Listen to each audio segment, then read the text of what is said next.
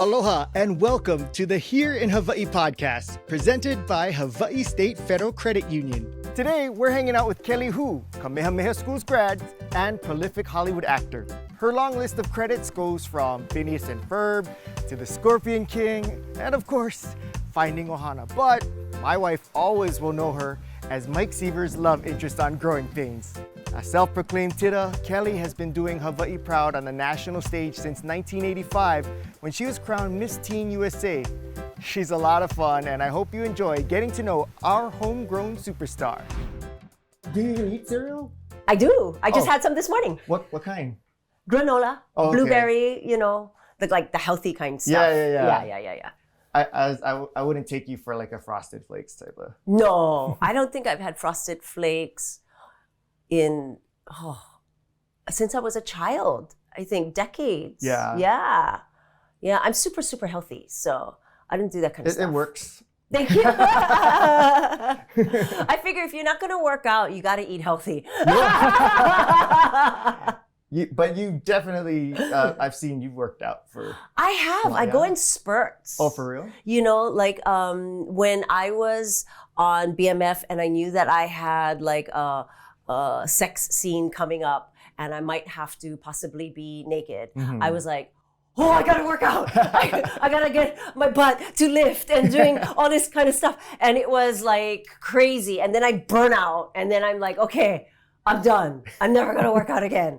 It's like the panic workout. Yeah. Yeah. Does your muscles kind of have muscle memory where as soon as you start, it kind of comes back? It does, fairly. Good. But the older I get, of course, the slower everything works. Yeah. Is there a type of workout, because there's ones where people, it's effective, but they hate it. Is there ones that you like that you're like, if I could do this is the choice of workout I prefer? I love doing this thing called plyo jam, which is like a dance, like aerobic dance, plyometrics kind of workout. Oh, I never heard of that one. Yeah. It was started in LA. And for me, like going to a dance class and just dancing and looking dumb and not caring, that's like my favorite kind of workout. Where it's like, I think also when there's music involved and there's like slight choreography, then you also work your mind, and then there's a certain amount of cortisol or whatever that is, that works for you, right? That develops and I think it's supposed to also help your brain, right? Because I need a lot of help with that stuff these days. The brain fog is real. That and ginkgo biloba, right? I do Garlic. all of that. The lion's mane, the ginkgo, anything that can help my brain, I'm on it. Yeah. Did you have a background in dancing? Was that something you did when you grew up? I took dancing when I was young, but it was never a focus. And I got into roller skating, actually, which was completely useless. But it was a good way for my mom to just keep me busy and out of trouble for not a lot of money. I would get the 1 month pass at Roller World and the rink and, skate, for the whole, I would skate for 6 hours at a time. Holy smokes. Yeah, it was ridiculous. And that was here? Yeah, that was here in Honolulu. Oh, where there was were that a lot of rinks. So you guys for too real? young. You don't even remember. Yes, roller skating was a thing back then. There were several roller rinks. Yeah, Roller World was in town, and then the rink was in Chinatown. Wow. Yeah, in the cultural center. Okay. Yeah. You had to skate around 9 giant pylons in the middle. It was kind of stupid to do spinning and stuff and kicking these pylons, and it was nuts. What kind of, so was it kind of like the hangout for young teens and kids? The ice skate, what is it, Ice Palaces? Yeah, this was pre-Ice Palace, and Ice Palace came in while roller skating was still a thing. And I guess if you could roller skate, you could pretty much ice skate. It was very much the same principles, right? Yeah. Except ice skating was so much lighter on your feet. So it and less friction. So you could spin so much further. You were like, wow, this is easy. So what kind of memories do you have of being at the roller rink? Was it something where like you made friends or you went with friends or like what's the Yeah, scene I like? used to, at first I used to go with my best friend Joelle. You know, she was my best friend in elementary school. And we started going, I guess in the 4th grade. Wow, Yeah. alone? Just the 2 of us, yeah. Back then, you didn't really have to worry about stuff like that. And it Yeah. was a rink, you know, as long as you stayed inside the building, you were going to be safe. Yeah. Yeah. So what kind of fond memories do you have of there? Was there certain instances that kind of stick out where you're like, I had my first boyfriend there. oh, really? Yeah. I found my first boyfriend. I wouldn't even kiss him.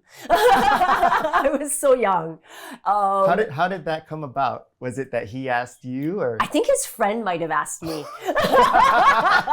It was one of those. Was it like a and then piece I of would just paper sit kind of next to him, you know, and then we would like couple skate, which was like a big deal, right? That was like telling everybody you were a couple, but nothing ever happened. Yeah. Did you guys go to school together or you? No, we just met at the rink. Wow. Yeah. Do you remember his name? I do, but I'm not going to say it. Because if he said he'd Poor be guy. kicking himself. I Like, know. "Oh, we had something special. Was that around that 4th grade time too? No, I was older. Oh, I okay. must have been about 7th grade by then, 6th or 7th grade by then. Okay. Yeah. So normal. Yeah. Yeah, small kind, you know. Yeah. What other kind of memories do you have from there? You know, I don't know. Maybe that's when I started getting my competitive spirit because, you know, that's when we used to, you know, have competitions and stuff like that. So I think I started understanding the idea of a work ethic and preparing for competition. And so, you know, working out till your muscles were aching and putting in the hours. It didn't help. I was still junk. But you like the chance of being better. Yes. So was it like organized competitions that they had? Yeah, Oh. we got trophies and everything. All the other skating rinks, you know, had their own. I think there was one in Waipahu, one in Pearl City. There were several skating rinks all over the place, all over the island. Of course, none of them exist anymore. But you know coming what was back really now. yeah, I was just gonna say what was really fun was in Atlanta, I guess in that community, roller skating never really went away. And so everybody had a pair of skates. Yeah. So when I was shooting BMF in Atlanta, people would bring their skates. They would just have it in their car or have it in their trailers and, you know, under like the makeup station or wherever Wow. they did.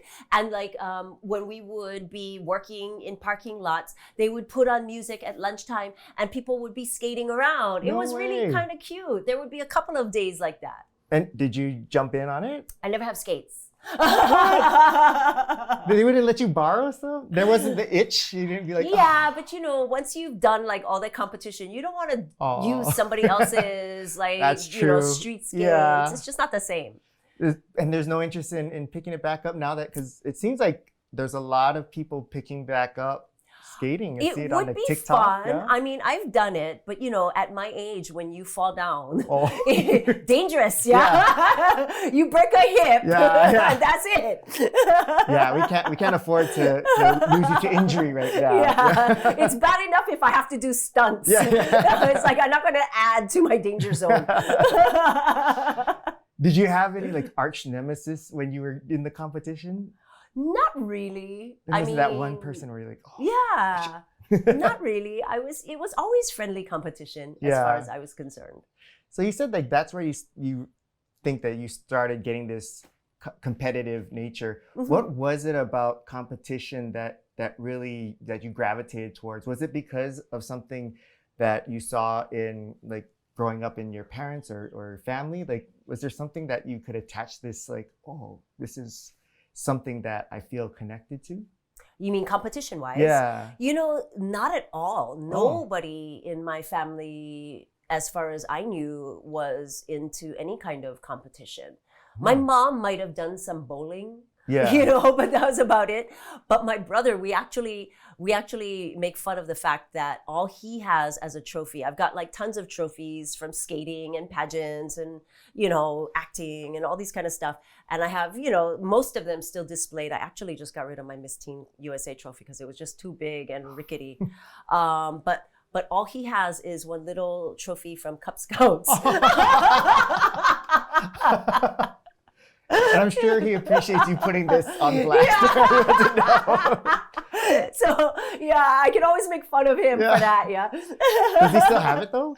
I don't know. He must have kept it because it's the only one he has. And it's not like it's taking up that much room. Yeah. Oh. Well, is he older or younger? He's 4 years older. And we're actually here in Hawaii celebrating his 60th. Oh, wow. Yeah. Growing up, were you guys close? Because 4 years is not too far off. We had moments when we were close, but we spent a lot of our childhood separated. Because when my parents got divorced, we went to go live on Maui with my grandparents. And then he got into Kamehameha schools as a boarder because we were living on Maui. And so after that, we were kind of living separately for a long time. Yeah.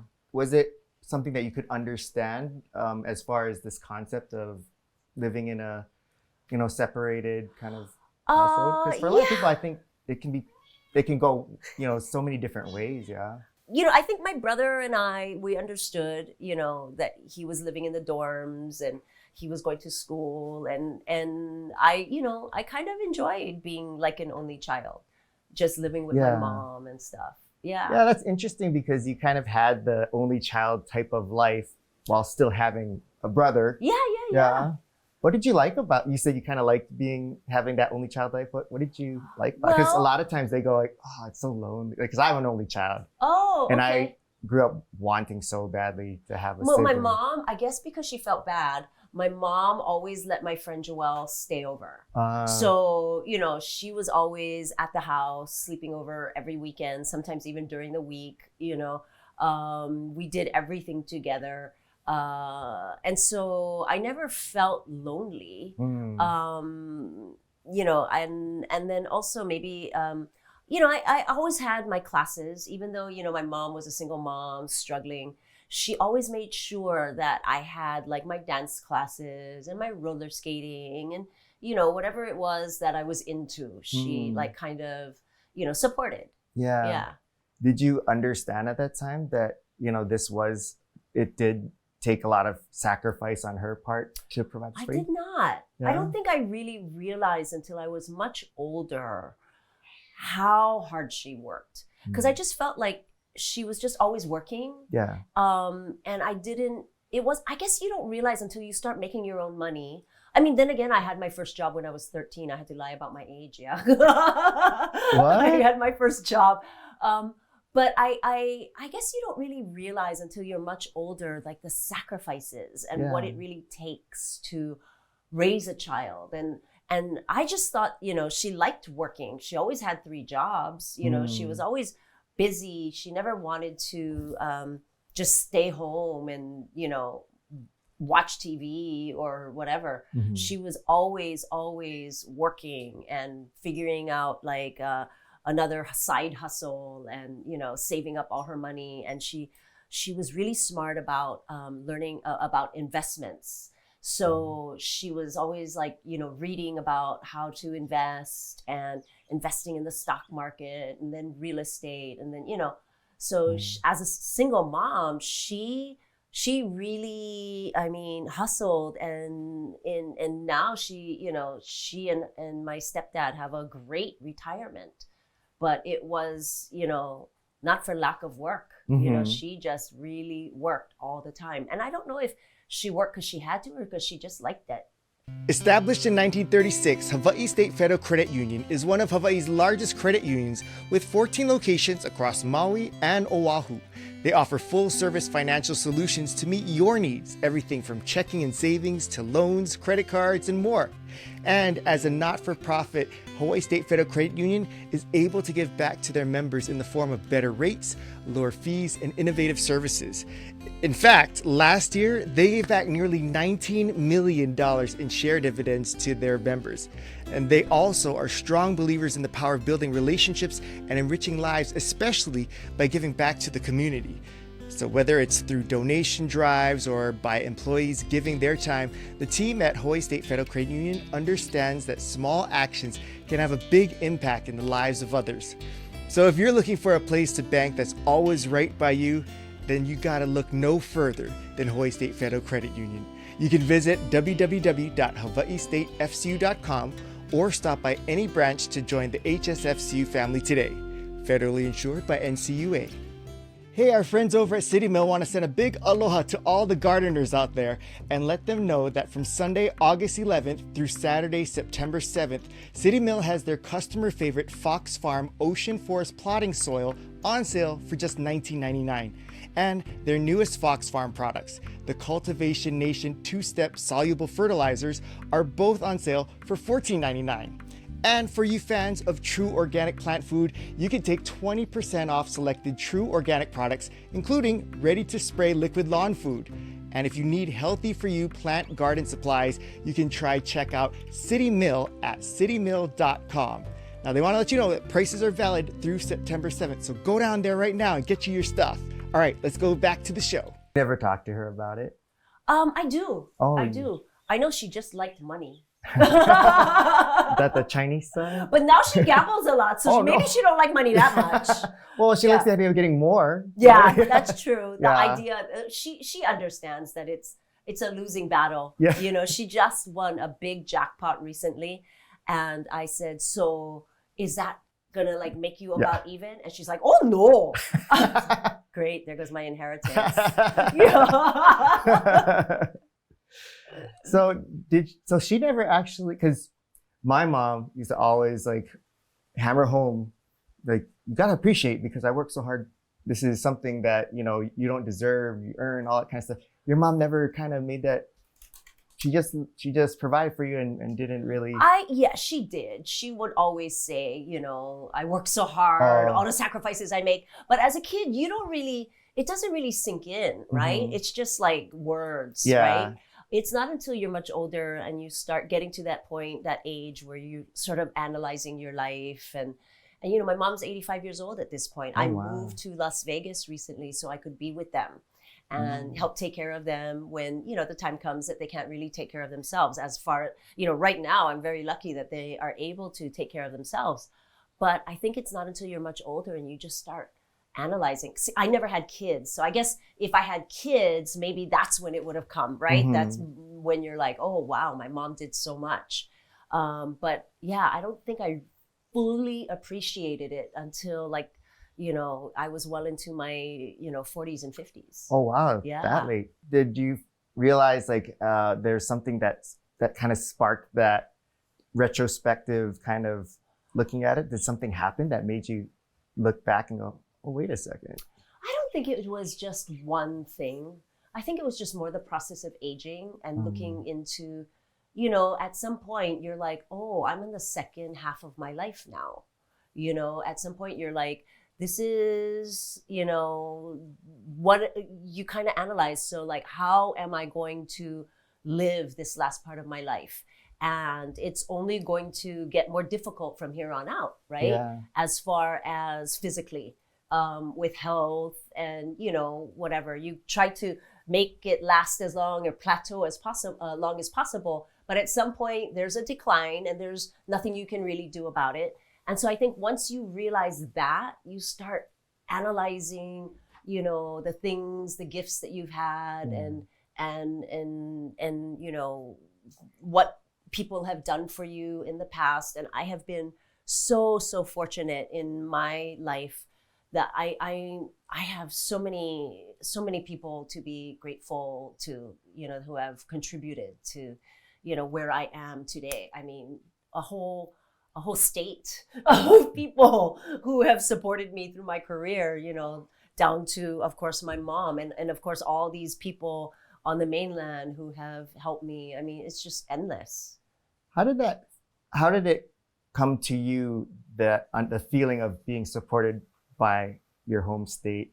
How did that I guess, in what form were you able to feel that? And did it almost feel like maybe, not necessarily a burden, but something like this, a responsibility. Right. Yeah, absolutely. I think mine came early on when I won Miss Teen USA when I was 16 years old. And, I was representing Hawaii. And so I was so afraid of just falling on my butt or screwing up the interview competition. And, I just wanted to make Hawaii proud. And getting on television, national television would have been a plus. But mostly, I just wanted to not fall on my butt. Which is why you got rid of the roller skate. Yeah. Let's limit the chances of it. Exactly.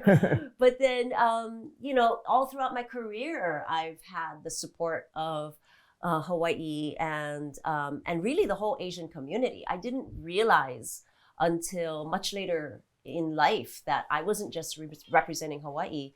I was representing, the entire Asian American community. Yeah. And, growing up in Hawaii, we don't understand what it's like to be a minority, right? We don't carry that as like a burden or some sort of protective shield, And I felt like when I moved to the mainland, I started meeting other Asian Americans, and they would talk about, the cause, doing projects for the cause. And I was like, what cause? Like, what are you guys talking about? Yeah. But there really was like this discrimination and racism that was going on that I didn't even understand or notice, because we can kind of take that for granted in Hawaii.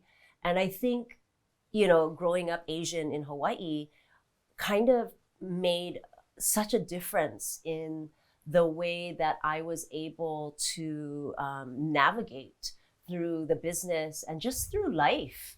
I didn't have to feel like I was less than at any moment.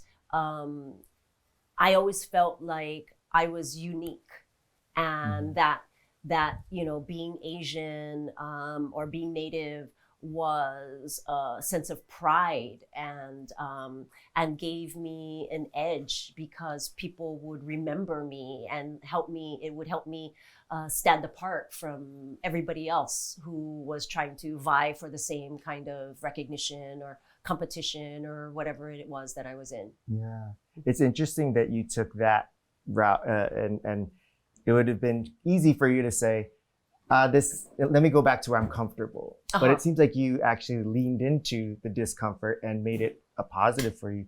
Did that ever cross your mind that it could have gone, that you have a choice of going the other way? I didn't realize that that's what I was doing until much later. It was one of those things that you realize when you like sort of looking at your career in retrospect, right?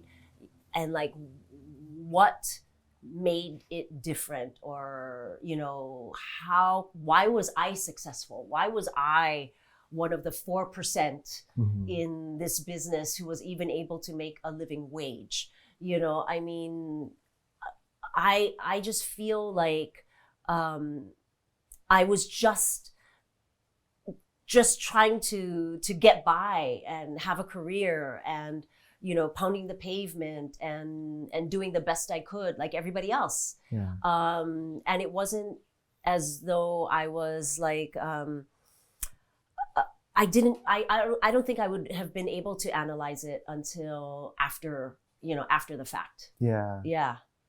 What kind of adversities did you, because I think people will look at your career and just be like, oh, of course she's successful, she's beautiful, and she like from one project to the next. But knowing in the conversations we've had, like it took a lot of hard work, but there was a lot of adversity too. I was curious if you had some, cases where if we understood those types of adversities that you went through, we could even appreciate even more, where you are today. I think that, of course, this acting thing is such a hard business, no matter what color you are, no matter where you come from, no matter what you do. Yeah. And so the adversities, I think, didn't always have to do with the color of my skin or what I looked like. Right. Yes, being beautiful helps to get you in the door sometimes, but sometimes it can also work against you. They're like, oh yeah, she can't be this because she's too pretty. You know, nobody would believe it. You know, nobody would believe if she was this or that or whatever. And so you have to prove yourself in other ways. And you're not going to win everyone over all the time. You know, you just have to sort of pick your battles and be happy with, you know, the things that you are given with what you're working with. I was very lucky. I think so much of life has to do with timing. And had I started in the industry now, you know, my story would have been completely different. I might not have had the kind of success that I have had now. And it started with pageants. You know, having the title didn't necessarily get me in the door, but it gave me a sense of confidence and a financial stability to be able to pursue an acting career, you know, which was a huge jump. You know, it was like, you know, something that 99% of the people that start in this business do not have.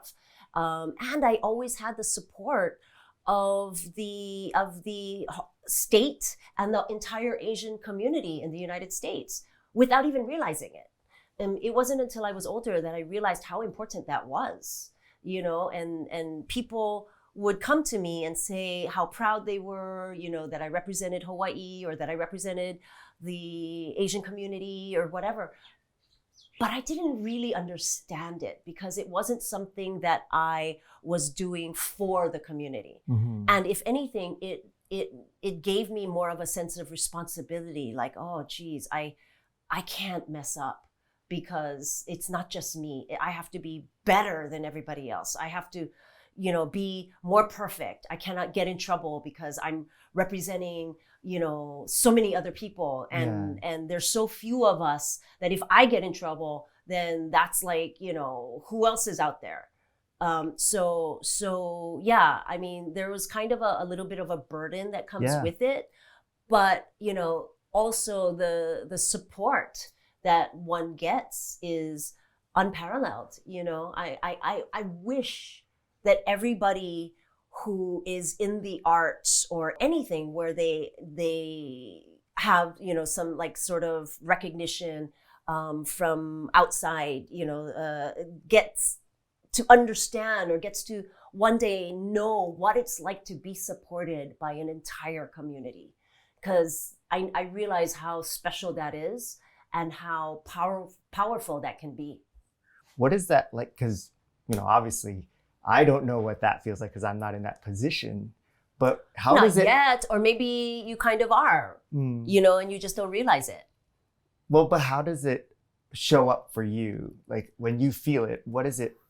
How does that look or feel like?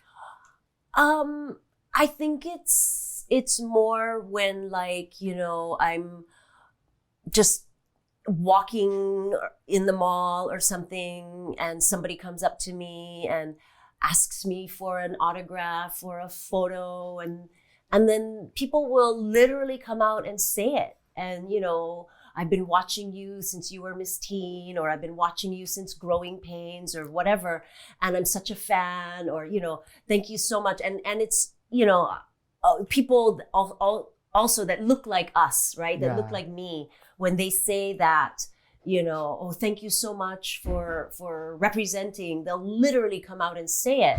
I didn't understand what that meant when I was a teenager, of course.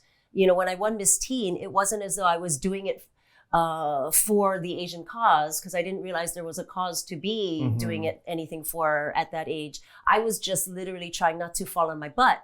But, you know, coming back and, you know, getting interviewed, and all of a sudden everybody wants to know, you know, what you think of this, what you think of that. And you know, and it was sort of eye-opening and a little bit scary, the thought that, you know, people were like asking me all these questions and I didn't always have the answer because I was like 16 years old, but yet they were asking me questions about representation and all of this stuff. And I had no idea that that's what I was doing. Yeah. You know, I was just like, I just wanted to represent Hawaii well and not fall on my butt. And, you know, I literally did not expect to win. I just wanted to do a good performance, you know. Hey, I want to tell you guys about one of the best companies to work for here in Hawaii. And I'm not just saying that. I literally had one of my good friends go down there and apply for a job. She got hired and she is just loving it over there. I'm talking about Elite Parking. I've gotten to know the owners and the management team, and they have one of the best work environments I've ever seen because they're good people down there. And they follow this philosophy of one team making a difference. And so they really take care of each other because they understand the value of everybody working together and being happy. I mean, it's the hospitality industry that they're in. And of course, they want to make sure that first and last impressions are always great. And so they really want to take care of their employees so that the employees can take care of their customers. So they do all kinds of things as it pertains to parking, like valet parking, private events, hospitals. They run the parking for commercial properties and hotels. So lots of opportunities, and they have other positions within the company as well. And so if you're looking for a place to, check out for work, they're always looking for really good candidates. So I suggest that you go and check them out. Go to eliteparking.net/careers and see what they got. Maybe it might be a good fit. Here in Hawaii is grateful to be sponsored by UHA Health Insurance. For over 27 years, they've been committed to personalized service, working to provide Hawaii businesses with health plans that help support their employees' health and well-being while building connections through a caring heart. Now, they aren't the biggest health insurer or the oldest, but they're homegrown, they're founded by physicians, and driven by a profound kuleana and privileged duty to care for Hawaii's people. We hope that you enjoy connecting the dots to your why, featuring leaders inspired to malama or care deeply for our community while fulfilling their calling.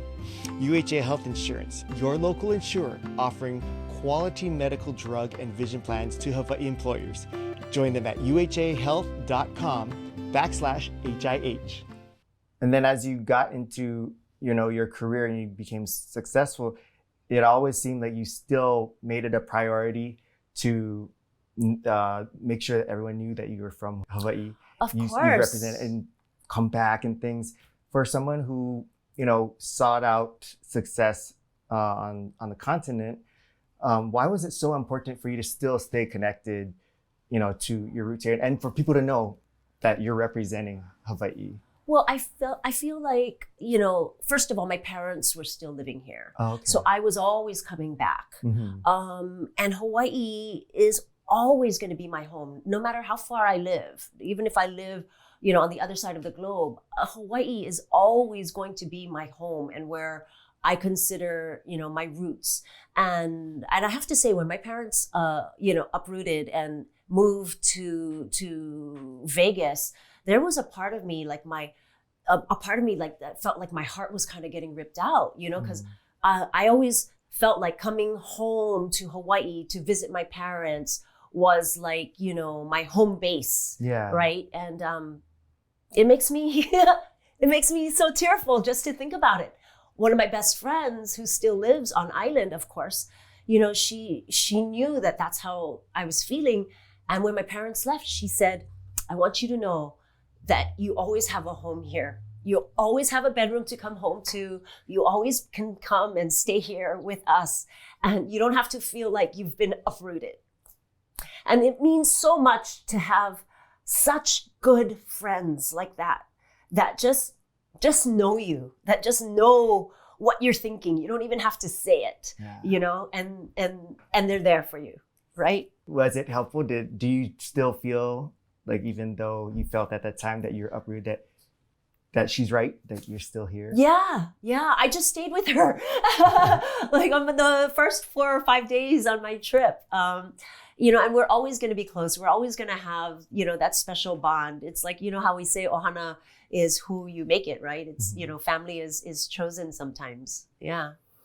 Do you think that you would, as, your career moves forward, that there's a chance that you would ever come back and make Hawaii your I dream of that day. I would absolutely love to be able to do that. But at the moment, my parents, they love living in Vegas. Yeah. All of us kids are on the mainland, so it's so much easier for all of us to be able to have access to them.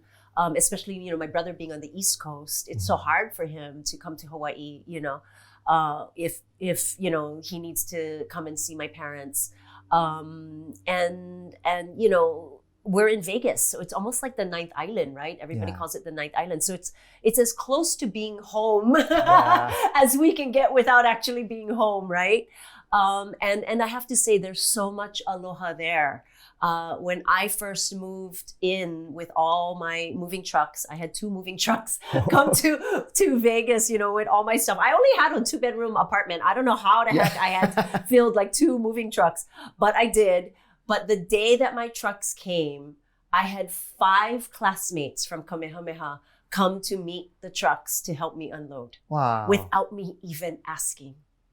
Yeah. How did they know where to show up? Like, hey, how'd you guys know I was moving? Yeah, no. My best friend, Jojo, she happened to be in Vegas visiting, and she just put the word out, and just people came. They volunteered, and they came, and they helped. And I will forever be thankful for that, and coming to a whole new place, because I lived in Los Angeles for 38 years. Wow.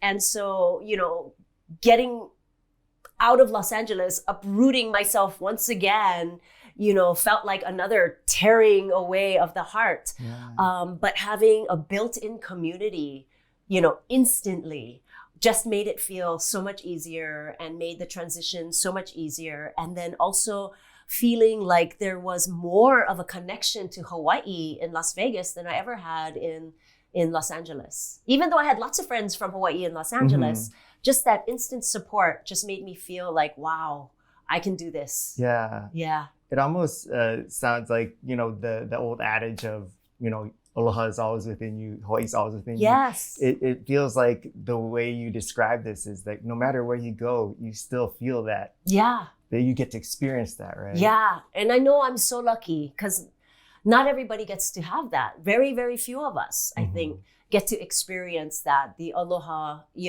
from a community in an instant. Yeah. So many of us are, when we leave the islands, we're, uprooted and very lonely. And, I've just always been lucky to have like instant family, instant people that have just been supportive, and people that I could lean on. Yeah. It seems like no matter where you are, we can always sense and hear the Hawaii come out of you. Like sometimes there's, the little bit of pigeon leaks out and stuff, but how have you been able to keep it? I have to make it a point to, when I'm doing like interviews and stuff like that, I have to make it a point to try to not sound so, tira. Yeah. Not to let the Hawaii accent come out, but now of course I'm so proud of it. I'm so proud of where I'm from, and being, an island girl. I just, I love it. I love spreading that aloha and letting people know where I'm from just through listening to me. How have you kept it up there? Because I mean, you said over 38 years you've been up there. How do you keep that with you? Like, you spent more time there than you've done here, right? Yeah, much more. Yeah. I guess just I have a lot of friends there that were from Hawaii. And, I used to come back a lot. I was still very active in the community here. Just, I think once it's in you, no matter how far away you go. Mm-hmm. I could be living in the North Pole and I would probably still be speaking pidgin. They might not be able to help you with anything. I know. I'll be talking to the penguins. Yeah. Are there penguins in the North Pole? I don't think so. That's South Pole, yeah? I have no idea. I didn't do too well in school. Me neither. It seems like you really have put yourself out there to make yourself available to local people, like, doing this for us. And I've seen you just be so giving of yourself. It just seems like you do it with so much, emphasis of like, no, this is important to you. It's important to me. For someone who's grown up in an industry where it looks like from the outside, it's very much about, you got to take care of yourself, look out for yourself. It's really neat to see someone like yourself who seems to be more about, let me give back. Like, where does that come from? I mean, this is the community that has supported me through my entire career. I don't always have the time to dedicate to giving back. But I do feel like it's so important to my spiritual well-being to give back to the community who has supported me for my entire life, it feels like. Yeah. Of course, I want the opportunity to help forward, us as, the whether it be the Asian community or the Hawaiian community, or just all of AA, NHPI community. Now there's all these acronyms, but I feel like I'm also at this point in my career where I'm so comfortable, and it's really time. It's really time for me to do more. Yeah, that way.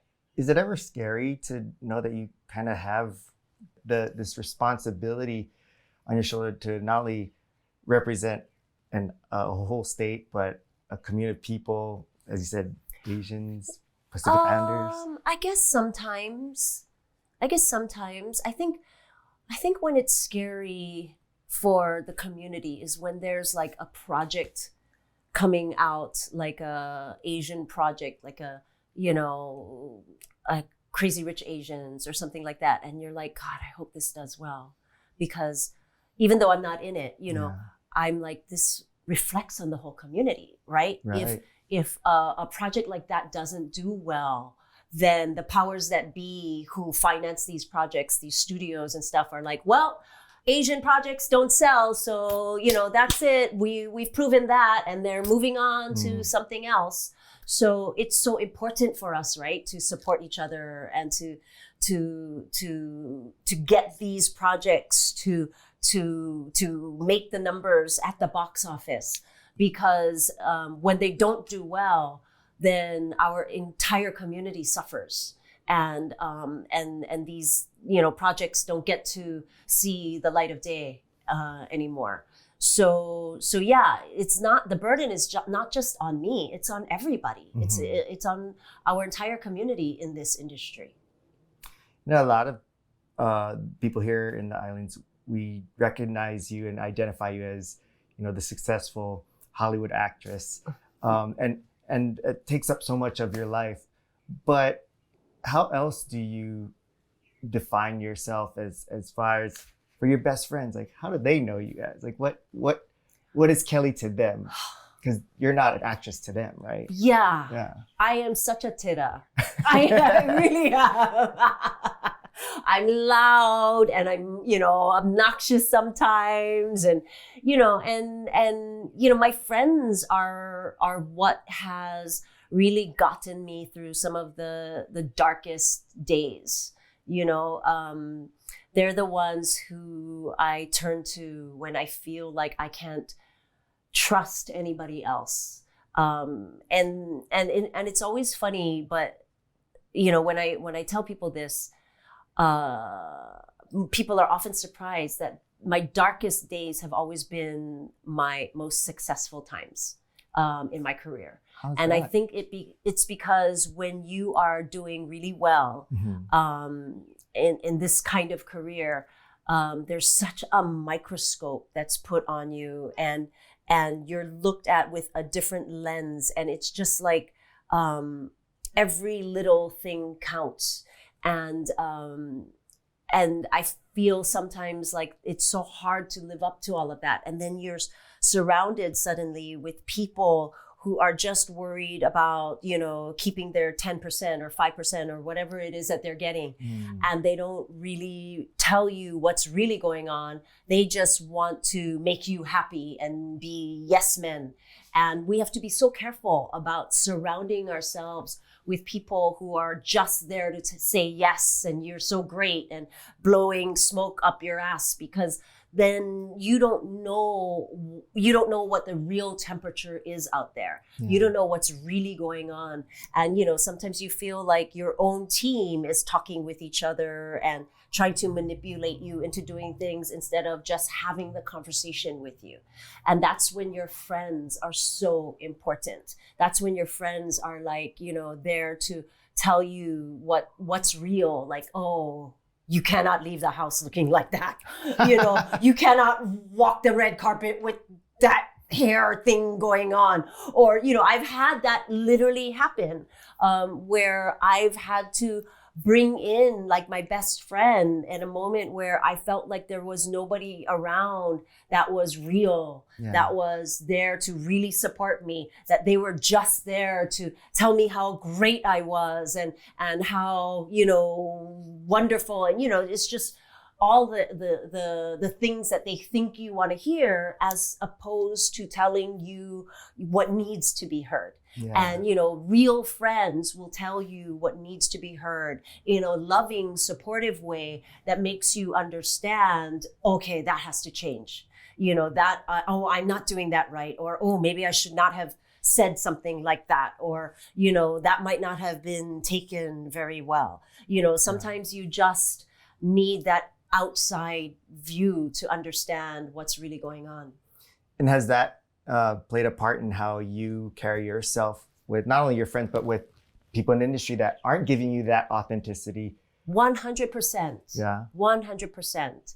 I thrive on that. I look to that. And that to me is really what is the mark of a true friend.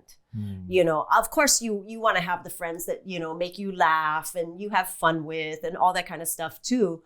But it's the real friends who are not afraid of losing the friendship by telling you the truth, that are the ones that really count. And you have to, that is earned. That is not just, flippant. It's like, that is the kind of relationship that has to be molded and cultivated and cherished. It's not an easy friendship to just find off, anywhere. Yeah. Yeah.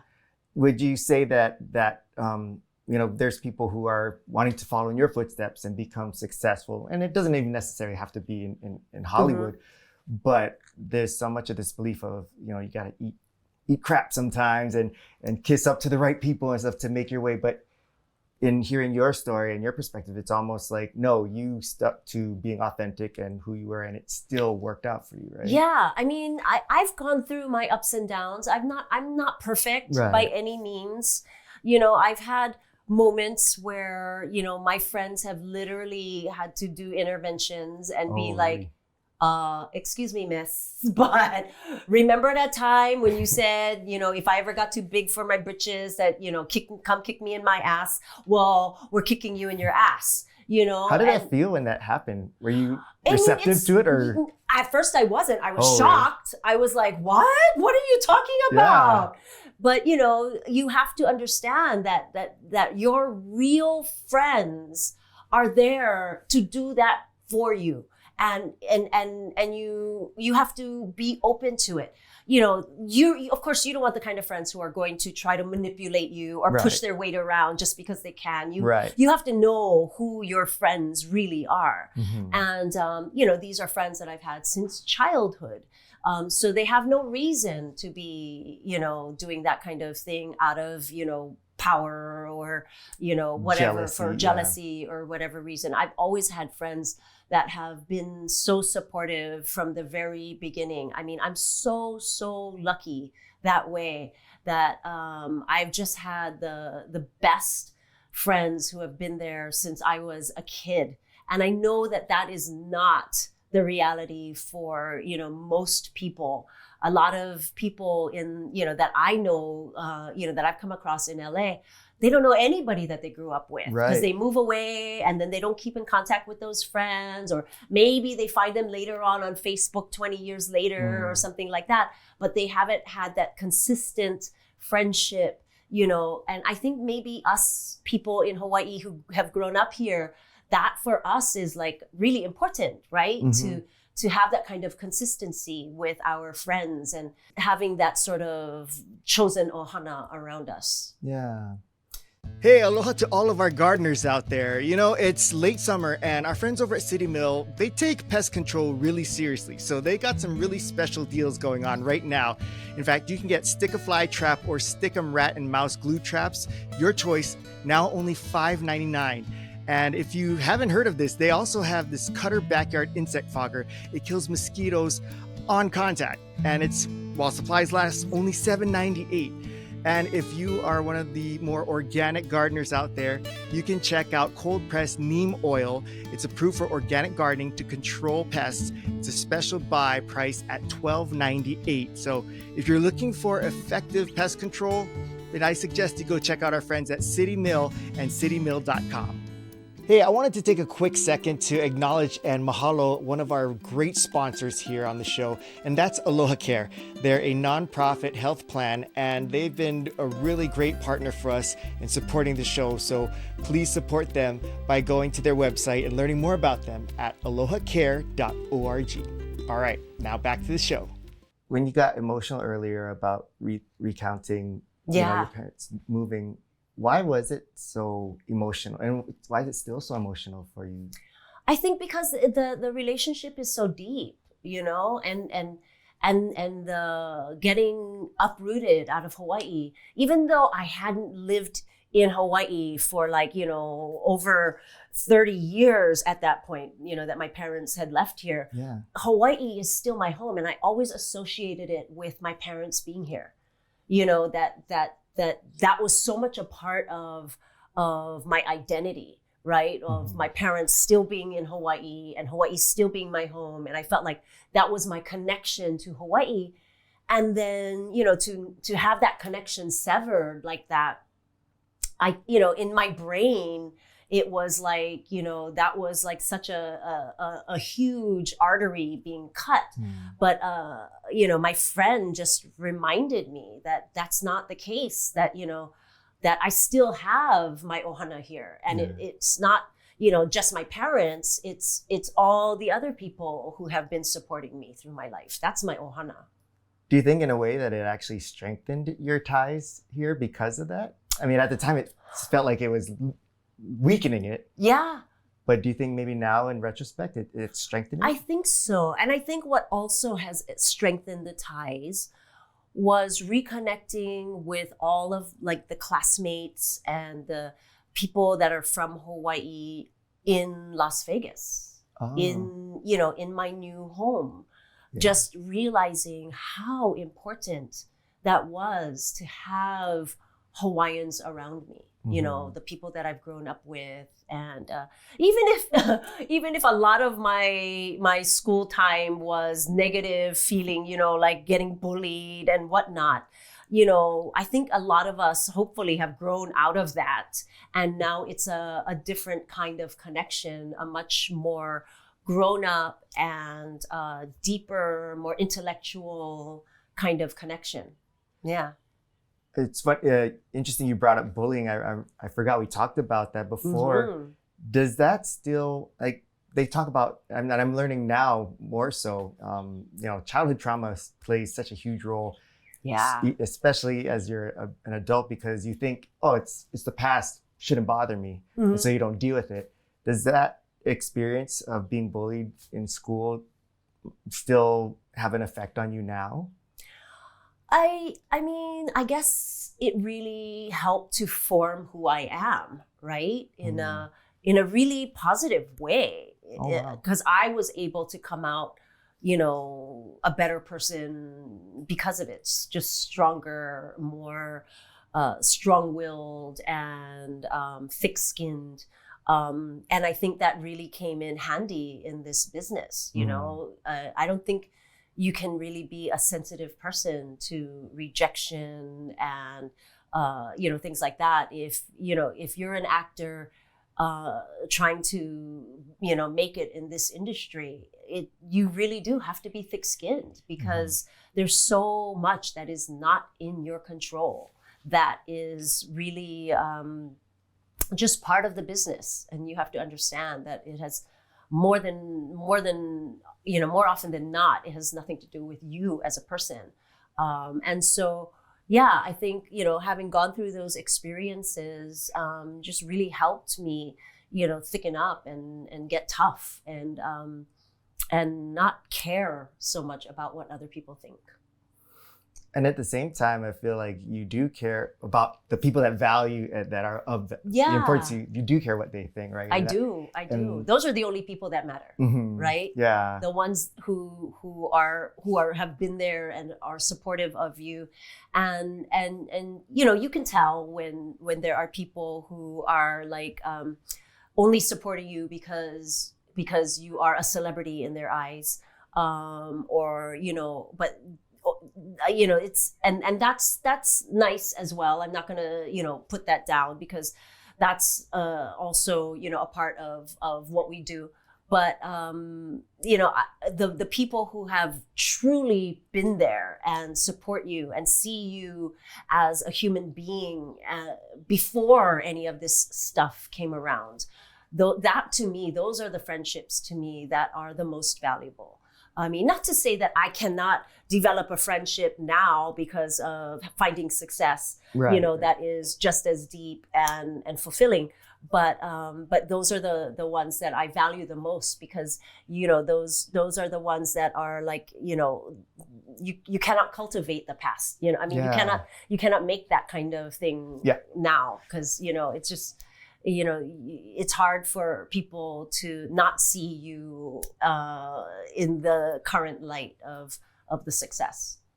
You talk so much about, what your friends have done for you and been for you. Mm-hmm. What do you value as far as what you bring to a friendship and how you show up for your relationships? Yeah, I always feel like I'm not doing enough. Really? I always feel like I'm not doing enough for the friends that do so much for me.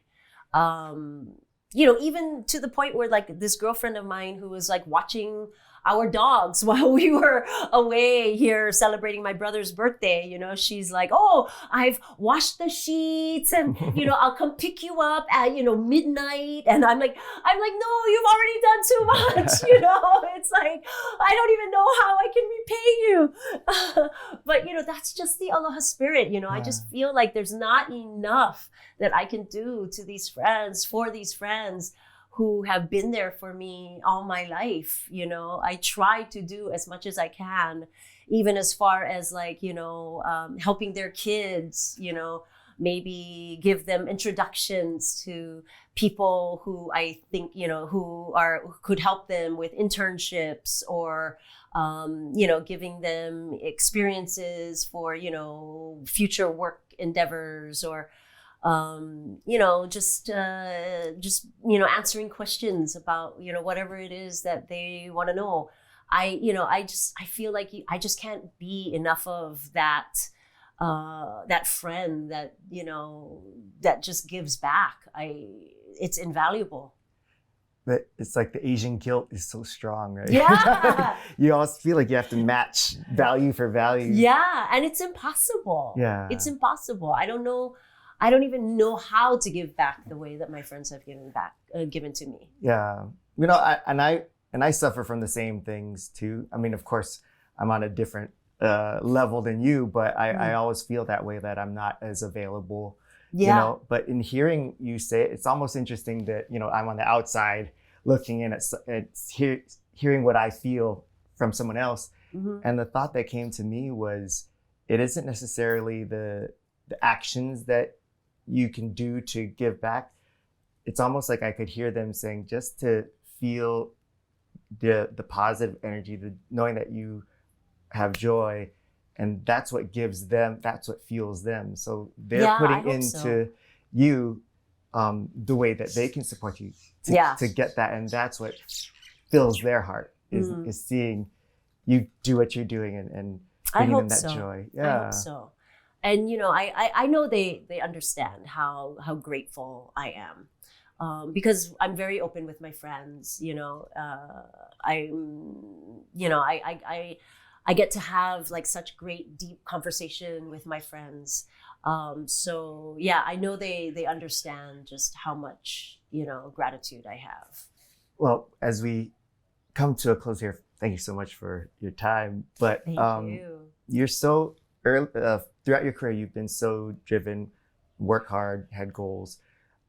What is now at this point of your career, what is the thing that you're striving for now? What does success for you look like now? Because I imagine it's different than what it was 30 years ago, right? Yeah. Even just as recently as, this actors strike that went on, all the way up until the last day before the strike, I was working on a TV series called BMF, that stands for Black Mafia Family.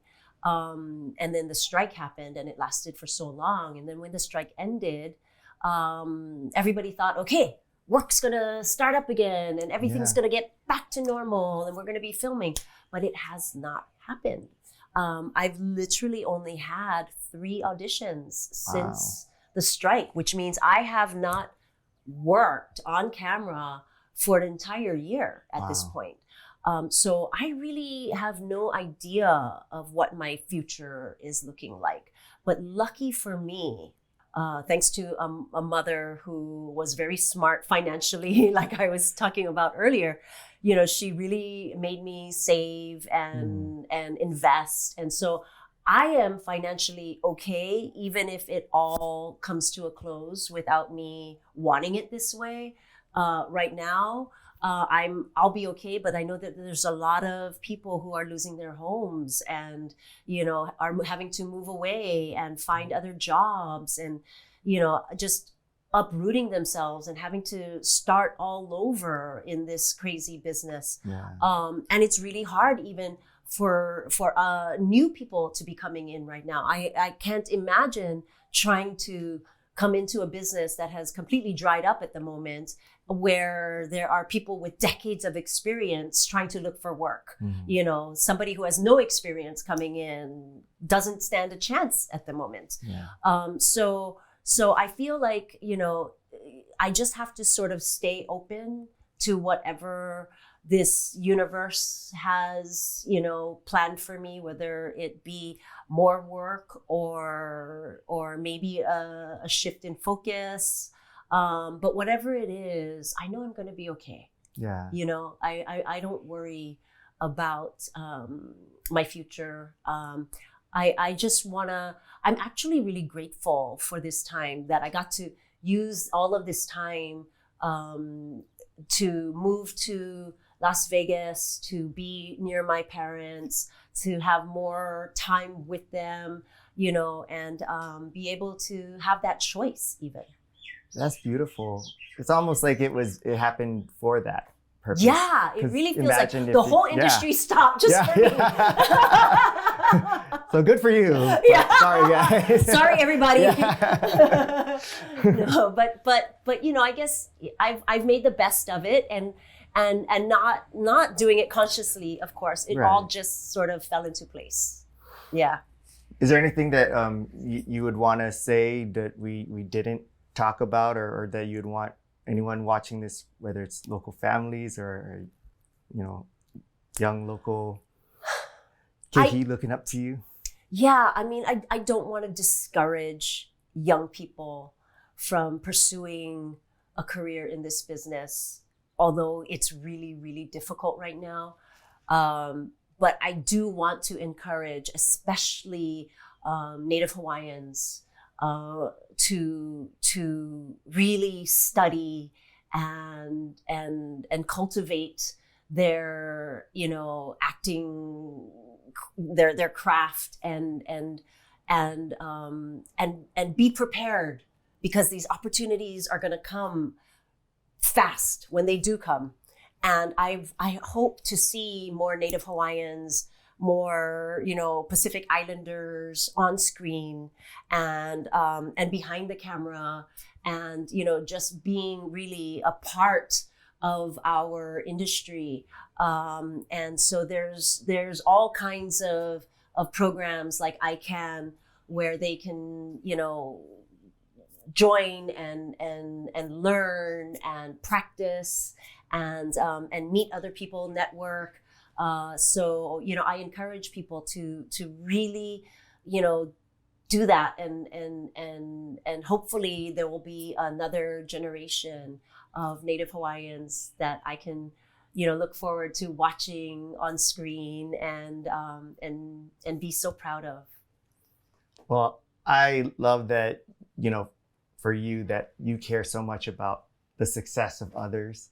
In an industry where you hear so many stories about, selfishness, it really makes it feel good to know that we have a representative in you who has such a authentic and pure heart. Thank you. And it's your success is well deserved, and I'm so grateful that it went to someone like yourself who is so giving back to wanting to see it grow for others. So thank you for that. Thank you.